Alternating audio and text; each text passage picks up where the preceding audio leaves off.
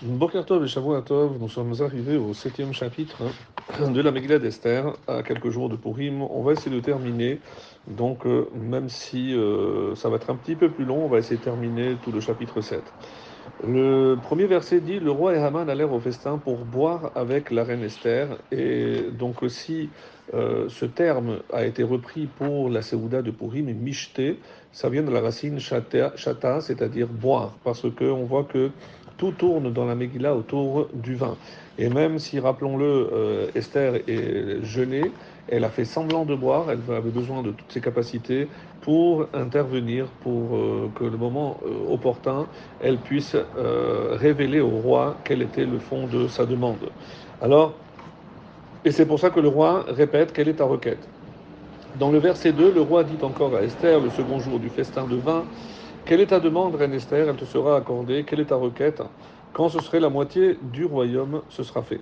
Esther avait dit donc qu'elle voulait enfin révéler, puisque le roi Achashverosh avait insisté énormément parce qu'il voulait connaître le peuple d'origine d'Esther. Et rappelez-vous, au début de la Megillah, au Behikabetz Betulot Shenid, lorsqu'il a encore rassemblé des jeunes filles une deuxième fois, c'était pour montrer à Esther que si jamais elle ne révélait pas son origine, eh ben, il allait refaire un concours et qu'elle allait être destituée pour choisir une autre. Évidemment, ça aurait été la joie d'Esther parce qu'elle voulait sortir de ce palais. Mais ça n'a pas eu lieu et c'est pour ça que cette fois-ci, elle doit attendre le bon moment pour révéler son origine. La reine Esther a répondu, versets 3 et 4, Si j'ai trouvé grâce à tes yeux, au roi, et s'il paraît bon au roi, que me soit accordée ma vie pour ma demande, et celle de mon peuple pour ma requête, car nous avons été vendus, moi et mon peuple, pour être anéantis, tués et détruits. Si nous avions été seulement vendus comme esclaves et servantes, je me serais tu, mais l'adversaire ne se soucie pas du dommage causé au roi. Et ce n'est pas cette somme qu'il a remis au roi pour avoir accès à ce peuple, puisque si le roi est assez intelligent, il fait les comptes, il va perdre beaucoup plus par an en impôts que tous les juifs de son royaume lui payent.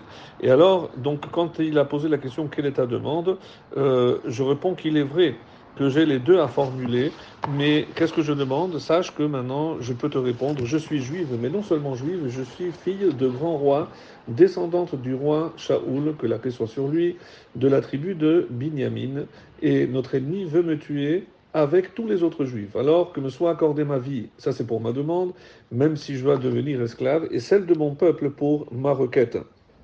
Et encore une fois, moi j'aurais accepté de mourir si je savais que je pouvais sauver mon peuple. Donc c'est pour ça que la requête ne concerne que moi. Et c'est ce que je te demande, si pour annuler ce décret d'extermination, je dois moi mourir, je suis prêt à le faire. Alors, lorsque il s'agit d'être anéanti, sache une chose, que si tu prends part à cette destruction, regarde ce qui est advenu à Pharaon, à Sisra, à Sanchérib, tous ceux qui ont porté la main sur le peuple juif, eh ben, ils le paieront, comme Bigtan et Teresh, qui avaient les mêmes intentions justement pour te détruire. Donc Esther voulait faire comprendre au roi qu'Aman avait préparé cette potence et que le vrai ennemi du roi, c'était du roi Achashverosh, c'était évidemment Haman. Donc toutes ces mauvaises intentions à ton égard ne lui serviront pas, parce que sache que comme il a fait tuer ta première femme, il espérait que ce soit sa fille. Maintenant que je suis moi la reine, il va tout faire pour me détruire.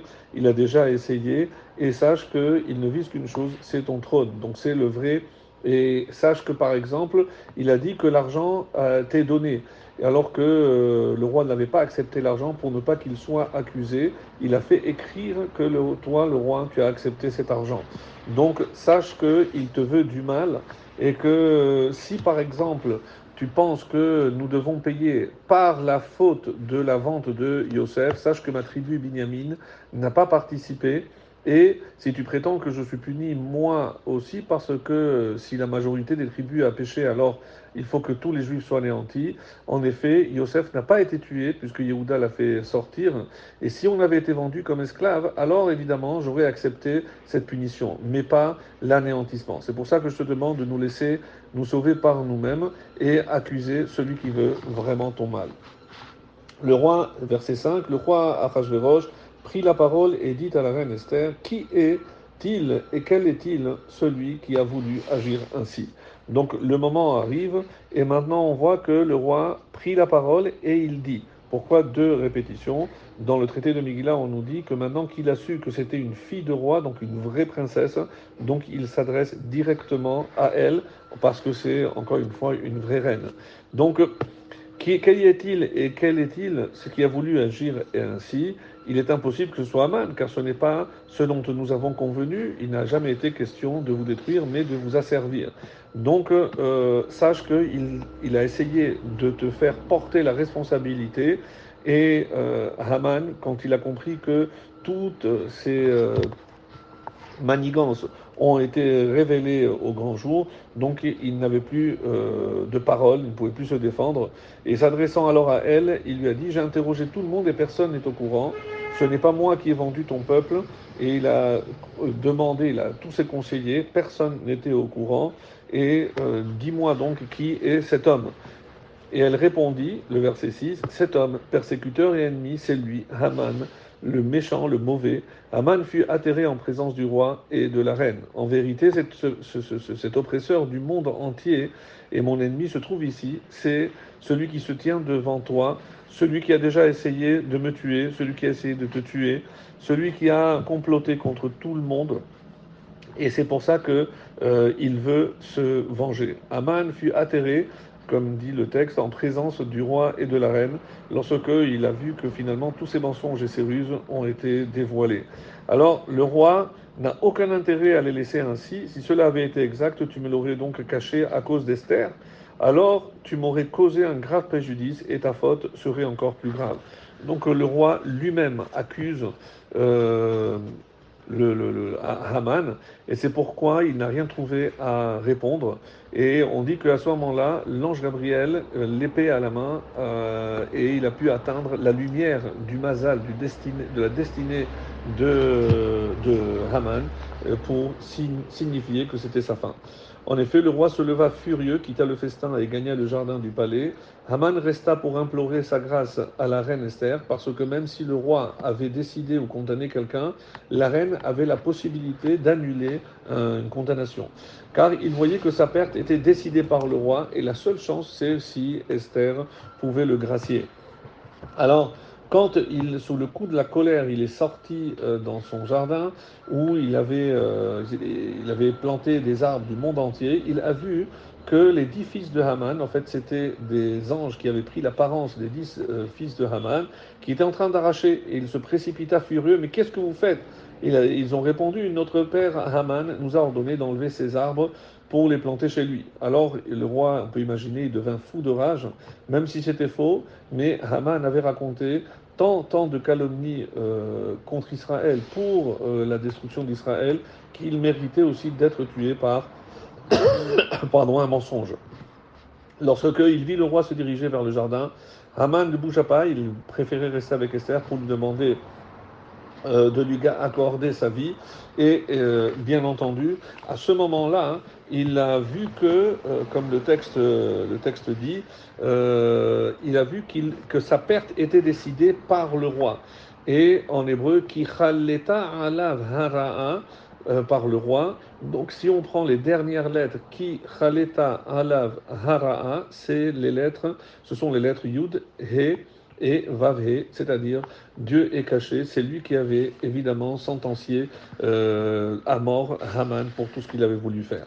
Le roi revint du jardin du palais dans la maison du festin, alors qu'Haman tombait sur le divan où était Esther, le roi s'écria, il irait aussi jusqu'à faire violence à la reine, moi présent dans la maison.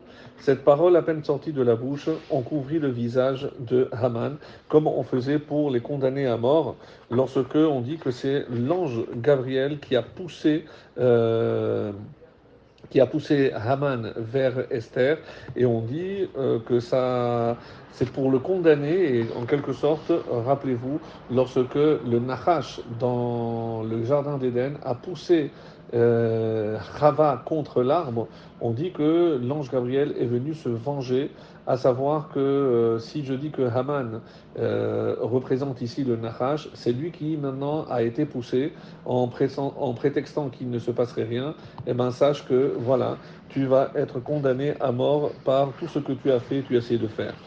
Et à la fin donc de ce chapitre, Harbona, des eunuques, dit au roi, justement, voici le gibet qu'Aman a fait pour Mordechai, qui a parlé pour le bien du roi et dressé dans sa maison haut de 50 coudées. Le roi dit qu'il y soit pendu. Haman fut pendu au gibet qu'il avait préparé pour Mordechai, et la fureur du roi s'apaisa. Certains disent que Harbona, c'était un des conseillers, d'autres disent que c'est le prophète Eliyahu qui a pris son apparence. En tout cas, Harbona s'est hâté de dire au roi, voilà, est-ce qu'on peut imaginer que c'est la seule action? Sache que lui aussi a comploté avec Bigtan et Teresh, et c'est grâce à Mordechai que tu as eu la vie sauve. Donc c'est pour ça qu'il a dit qu'on le pende pour avoir voulu pendre Mordechai, et ne dites pas que c'est parce qu'il a eu de mauvaises intentions à mon égard, et c'est ce qui va se passer. Et il va dire à Mordechai, c'est toi qui vas t'emparer de lui, et parce que c'est l'ennemi et le persécuteur des Juifs, et tu vas le pendre. On dit que comment il a fait pour pendre Haman au bout de près plus de 25 mètres de la poutre, et quand Mordechai est arrivé, on dit que la poutre s'est penchée, et il a pu ainsi accomplir la disparition de la descendance de Amalek. Et c'est pour ça que la fin, il est écrit que le roi a été apaisé, c'est Hachem qui a enfin été apaisé, et c'est cet apaisement, la fureur du roi, donc le courroux d'Hachem s'est calmé, et il avait aussi apaisé celui d'Assuérus, et c'est ce qui s'est passé donc à la fin de ce chapitre.